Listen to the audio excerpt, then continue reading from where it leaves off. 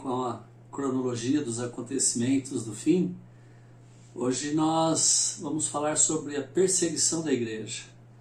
Um assunto que traz algumas teorias que seja talvez uma das mais equivocadas dos últimos tempos, que é crer que a igreja não passará pelo período da grande tribulação. Você que crê, você que é pré-tribulacionista ou mesotribulacionista, assista esse vídeo, nós vamos estar dando base bíblica para que você possa ver que a igreja estará aqui na terra passando por esse período de grande tribulação. Vamos dar alguns motivos, todos com base bíblica. Então, fica conosco aí, tá bom? Bom, em primeiro lugar, nós vamos destacar que existem duas teorias que quase que predominam, né? Primeira, os pré-tribulacionistas, ou pré-tribulacionismo, que são a grande maioria dos irmãos que assim creem em nossa época.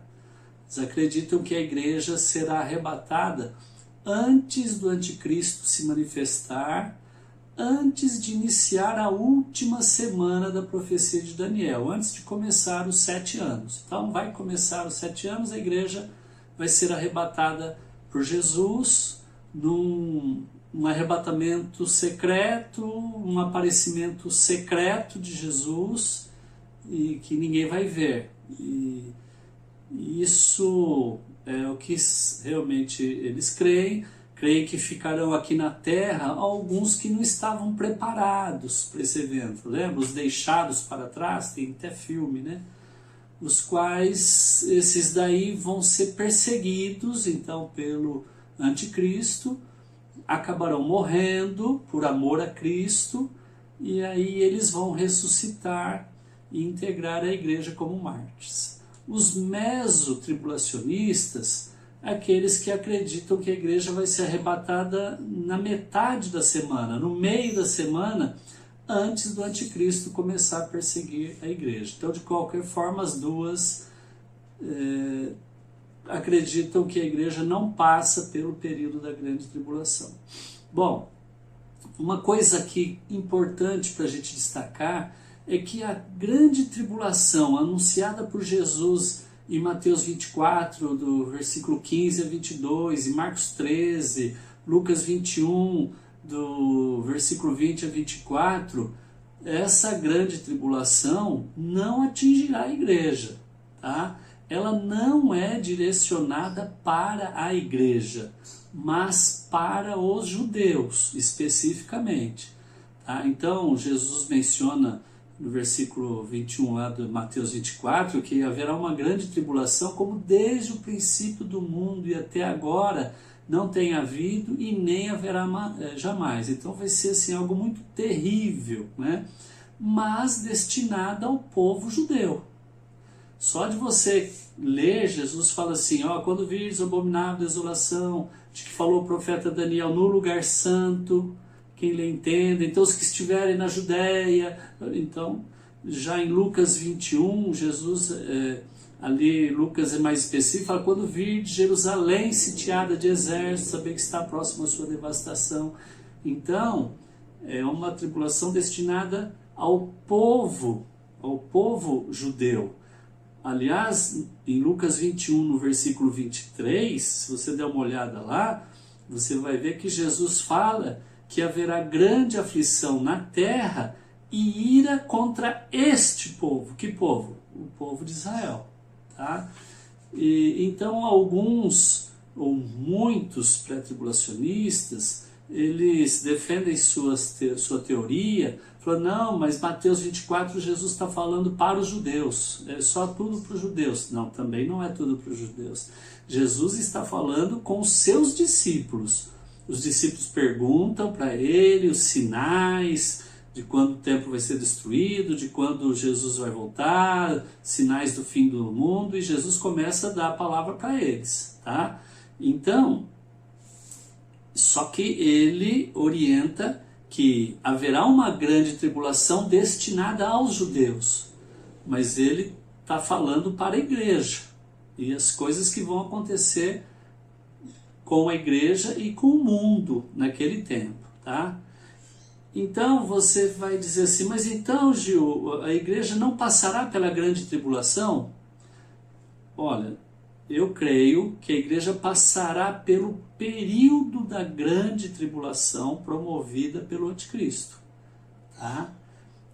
E nós seremos perseguidos e muitos seremos mortos, como nós já vimos no vídeo 7, né, anterior. Jesus afirma em Mateus 24:9, ele fala assim, então sereis atribulados e vos matarão, sereis odiados de todas as nações por causa do meu nome. Quem é que será atribulado e será morto? Quem será odiado de todas as nações? Jesus está falando para os discípulos, está lá no Monte das Oliveiras, assim, separado, falando em particular para eles, né?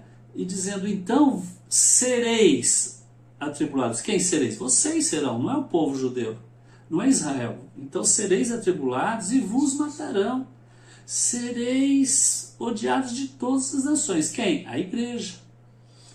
Tá? Então Jesus fala de uma tribulação para a igreja, tá? Quando seremos odiados de todas as nações, atribulados e mortos, mas esta não é a mesma tribulação dos judeus, cujo tema nós vamos ver mais especificamente em vídeo posterior, tá?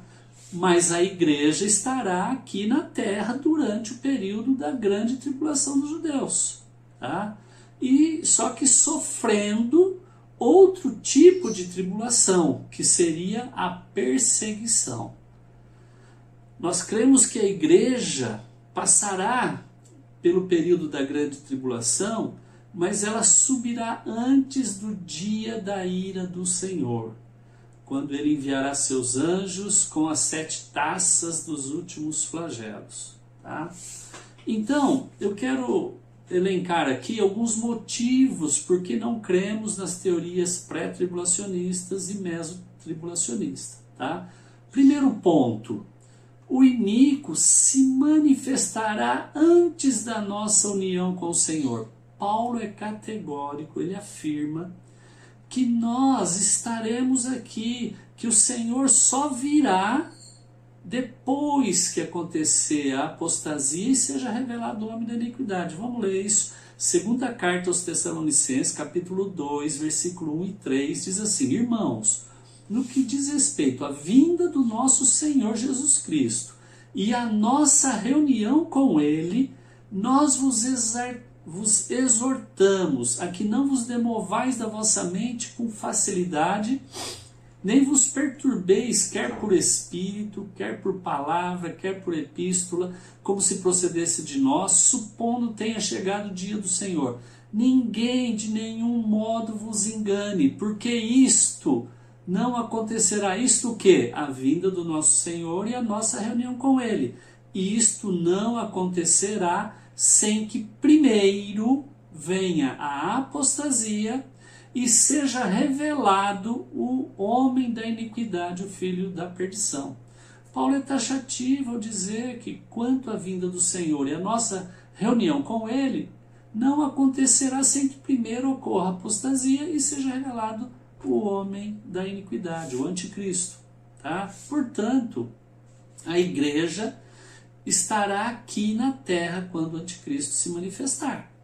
Segundo, na segunda carta aos Tessalonicenses, no capítulo 1, versículos 6 a 8, Paulo fala de um alívio da tribulação aos santos quando vier a vingança aos desobedientes. Então ele separa a tribulação da ira do Senhor. Veja lá, 2 Tessalonicenses 1, 6 e 7. E se de fato é justo diante de Deus que ele dê em paga tribulação aos que vos atribulam, e a vós que sois atribulados, alívio juntamente conosco, quando do céu se manifestar o Senhor Jesus com os anjos do seu poder em chama de fogo. Então, aqui nós vemos que Jesus vem trazer um alívio para a igreja que estava sendo atribulada, perseguida, muitos mortos, tá? Muito bem. Outro aspecto, abundantes declarações de perseguição e tribulação aos santos durante a manifestação do anticristo. Vamos ver, vamos reler Mateus 24:9. Então, Jesus está dizendo, então sereis atribulados e vos matarão. Sereis odiados de todas as nações por causa do meu nome. Apocalipse 7, versículo 13, 14, fala assim, um dos anciãos tomou a palavra dizendo, estes que se vestem de vestiduras brancas, quem são e de onde vieram? Respondi-lhe, meu Senhor, tu sabes. Eles então me disse, são estes os que vêm da grande tribulação. Lavavam suas vestiduras e as alvejaram no sangue do Cordeiro. Vamos lá para Apocalipse 13, 7, quando está falando do anticristo, a besta, diz assim, também lhe foi permitido fazer guerra aos santos e vencê-los. E deu-se-lhe autoridade sobre toda tribo, povo, língua e nação. E uma passagem que não deixa dúvida nenhuma, que é Apocalipse 20, versículo 4. Vi também tronos e nestes sentaram-se aqueles aos quais foi dada autoridade de julgar. Vi ainda as almas dos decapitados por causa do testemunho de Jesus, bem como por causa da palavra de Deus, tantos quantos não adoraram a besta, nem tampouco a sua imagem, e não receberam a marca na fronte e na mão, e viveram e reinaram com Cristo durante 1000 anos. Então João está vendo aí almas dos decapitados, porque não adoraram a besta, nem a sua imagem, e não receberam a marca na fronte e na mão. Então eles foram decapitados por causa disso. Então a perseguição aos santos está aí. Muito bem, um outro aspecto. Os que defendem um arrebatamento antes da tribulação falam de uma igreja que surge na tribulação. Porque assim, seriam os remanescentes, seriam os deixados para trás. Puxa, a igreja foi arrebatada, subiu, eu fiquei. Então agora, com o esforço deles, eles vão amar o Senhor mais do que tudo e vão ser mortos, vão ser perseguidos e mortos. Logo, e aí depois ressuscitaria de novo. Ressuscitaria, né? Então, logo, seria necessário mais uma ressurreição dos santos depois do arrebatamento, para poderem serem salvos. Então, seria assim, eles dizem assim, então tem um arrebatamento secreto, né? Aí começa a grande tribulação, tem a ressurreição, tem o arrebatamento secreto, aí começa a perseguição, a grande tribulação, e muitos então vão ser mortos e vão ressuscitar depois. Tá? Então essa é a posição. Mas Paulo afirma que não há arrebatamento antes da ressurreição. Ou seja, os mortos ressuscitam primeiro, depois os vivos são arrebatados.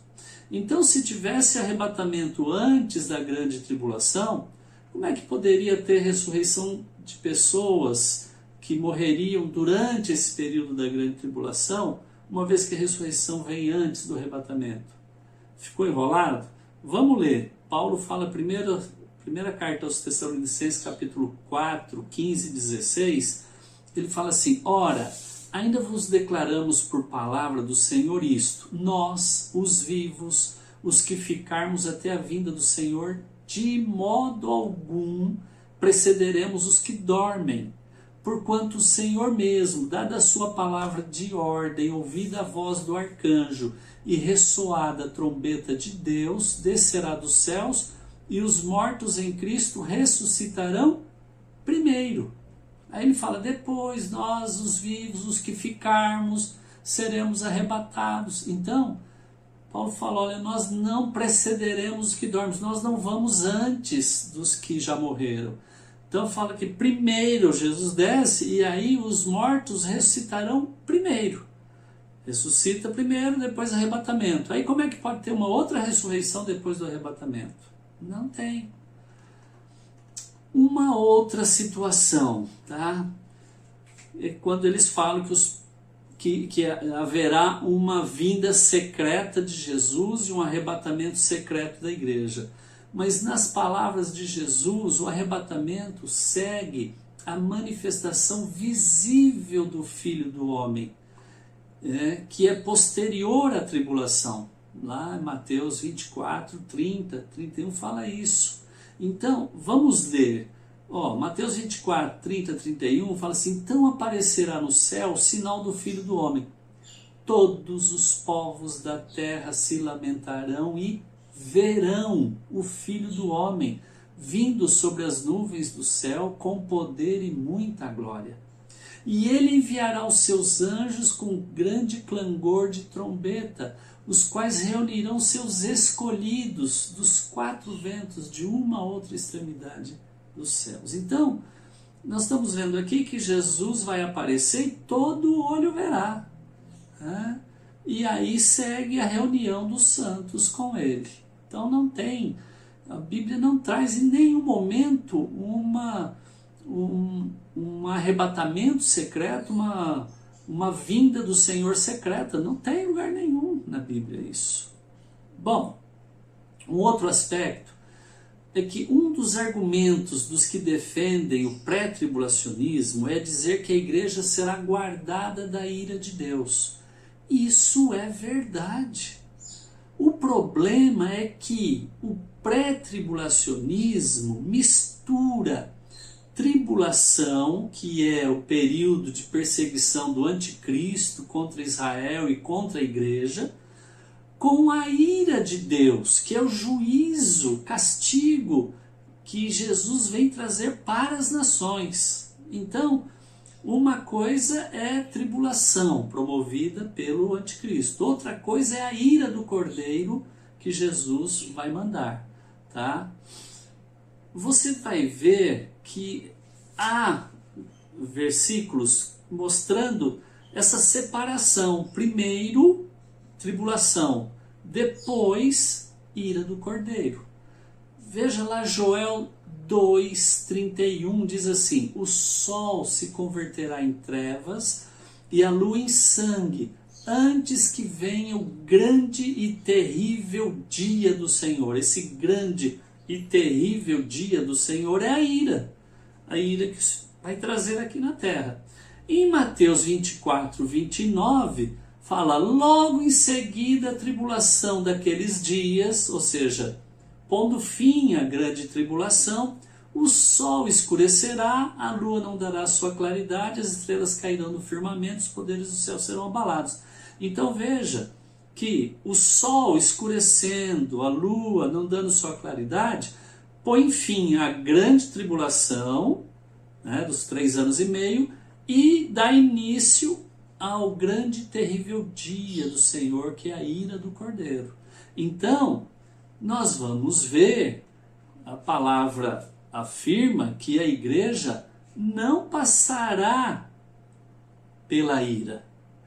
A igreja vai passar pela grande tribulação, mas sobe antes de começar a ira. Como nós já dissemos, a igreja vai estar aqui durante o período da grande tribulação.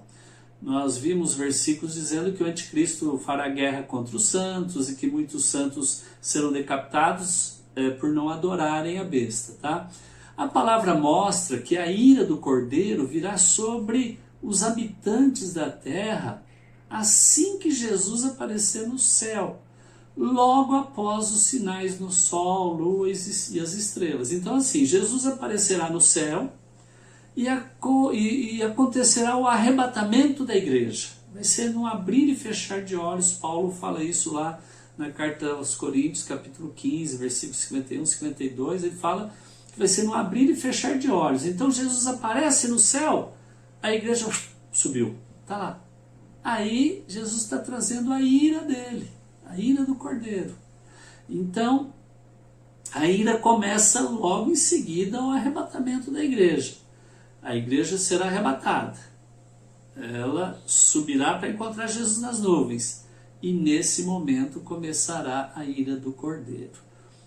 Tem uma passagem, Apocalipse 6, versículo 12 até o 17, que é o sexto selo, e esses selos eles guardam uma relação com Mateus 24, a cronologia que Jesus traz em Mateus 24, e esse sexto selo, você vai ver que ela guarda relação com o versículo 29, 30. Vamos ler. Diz assim: vi quando o Cordeiro abriu o sexto selo e sobreveio grande terremoto. O sol se tornou negro como saco de crina, a lua toda como sangue, as estrelas do céu caíram pela terra, como a figueira quando abalada por vento forte deixa cair os seus figos verdes, e o céu recolheu-se como um pergaminho quando se enrola. Então todos os montes e ilhas foram movidas do seu lugar.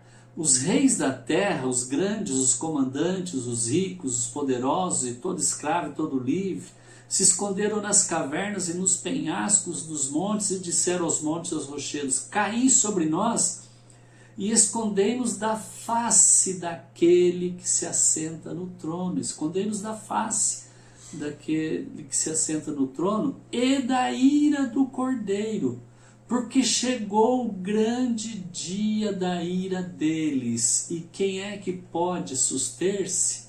Então veja bem, essa passagem aí está mostrando, os sinais de Mateus 24, 29. O sol escurecendo, a lua da claridade, os poderes do céu sendo abalados, é a mesma situação.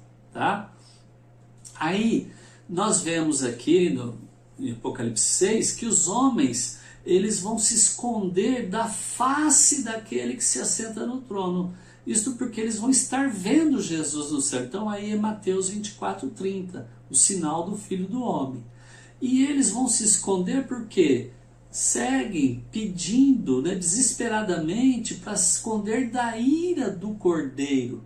Porque acrescenta, porque chegou o grande dia da ira deles. Então nós sabemos lá em Mateus 24, 29, o sol escurece, em Mateus 30 Jesus aparece e aí a igreja é arrebatada. Aí vai começar a ira, tá bom? Então a igreja sobe antes da ira, mas ela passa pelo período da grande tribulação. Tem também uma outra passagem, quando Jesus faz um paralelo entre o dilúvio e a destruição de Sodoma, com a sua manifestação. Ele menciona que só veio o dilúvio e o fogo, quando Noé estava seguro na arca e quando Ló estava fora de Sodoma. Com isso fica claro que a ira do Senhor só virá sobre a terra depois que a igreja tiver sido arrebatada. Veja lá, confira Lucas 17, versículo 26 a 30, diz assim: como aconteceu nos dias de Noé, assim também será nos dias do Filho do Homem. Comiam, bebiam, casavam e davam-se em casamento, até o dia em que Noé entrou na arca e veio o dilúvio e destruiu a todos. Como também da mesma forma aconteceu nos dias de Ló. Comiam, bebiam, compravam, vendiam, plantavam, edificavam, mas no dia em que Ló saiu de Sodoma, choveu do céu fogo e enxofre e os destruiu a todos. Aí Jesus conclui dizendo assim: assim será no dia em que o Filho do Homem se manifestar. Muito bem. Vamos ver agora um outro aspecto a respeito da perseguição da igreja, que seria a questão de que a igreja não poderá comprar nem vender. Todos os adoradores da besta deverão ter o sinal ou a marca da besta na mão direita ou na testa, para que possam comprar e vender. Isso está registrado lá em Apocalipse 13, 16, 17, diz assim: a todos, os pequenos e os grandes, os ricos, os pobres, os livres, os escravos, faz que lhes seja dada certa marca sobre a mão direita ou sobre a fronte, para que ninguém possa comprar ou vender, senão aquele que tem a marca, o nome da besta ou o número do seu nome. Como a igreja não irá adorar o iníquo, não receberá a sua marca. portanto, não poderá comprar nem vender. Então, quem receber a marca irá para o lago de fogo. Tá? E nós não queremos ir para o lago de fogo, então nós não vamos colocar a marca. Mas aí tem um outro ponto, um outro aspecto, que seria a estratégia de Deus para a igreja. Como é que a igreja vai fazer? Como que a igreja vai sobreviver se não vai poder comprar nem vender? Né? E a igreja vai ser perseguida, e tem alguma estratégia para a igreja a respeito dessa perseguição? Bom, a igreja será perseguida, como nós vimos, mas Deus não desamparará os seus eleitos. Há indícios de que o Senhor guardará a igreja nesse período da grande tribulação, de 3 anos e meio. Lá em Apocalipse 12, versículo 6, versículo 14, fala de uma mulher grávida, e que eu particularmente creio que está falando da igreja. E diz assim: a mulher, porém, fugiu para o deserto, onde lhe havia Deus preparado lugar, para que nele a sustentem durante 1260 dias. Versículo 14: foram dadas à mulher as 2 asas da grande águia, para que voasse até o deserto, ao seu lugar, aí onde é sustentada durante um tempo, tempos e metade de um tempo. Tempo, 1 ano, tempos, mais 2 anos são 3, metade de um tempo, 3 anos e meio, fora da vista da serpente. Tá? Então, nós vemos aí o Senhor sustentando. Tem também uma outra estratégia para que a igreja, ao ser perseguida, o que ela deve fazer. Está em Mateus 10, 23. Quando, porém, vos perseguirem numa cidade, fugi para outra. Porque em verdade vos digo que não acabareis de percorrer as cidades de Israel até que venha o Filho do Homem. Então, nesse versículo 23 de Mateus, está claro que no tempo em que Jesus vier, a igreja estará sendo perseguida. E a estratégia dada por Jesus é fugir para outra cidade. Ele afirma que não acabareis de percorrer as cidades de Israel até que venha o Filho do Homem. Então, quando Jesus vier, os santos estarão fugindo de cidade em cidade. Bom, as coisas que aconteceram no passado, no Velho Testamento, são sombra das coisas que haviam de vir. Né? O povo de Israel, cerca lá de 2 milhões de pessoas, eles ficaram no deserto por 40 anos. E Deus mandou o maná do céu por 40 anos, tirou água da pedra, eles nunca passaram fome. O azeite da viúva foi multiplicado por Deus através do profeta Eliseu. Né? A farinha e o azeite da viúva visitada por Elias também não acabou. Elias ficou 40 dias sem comer nem beber e também não morreu.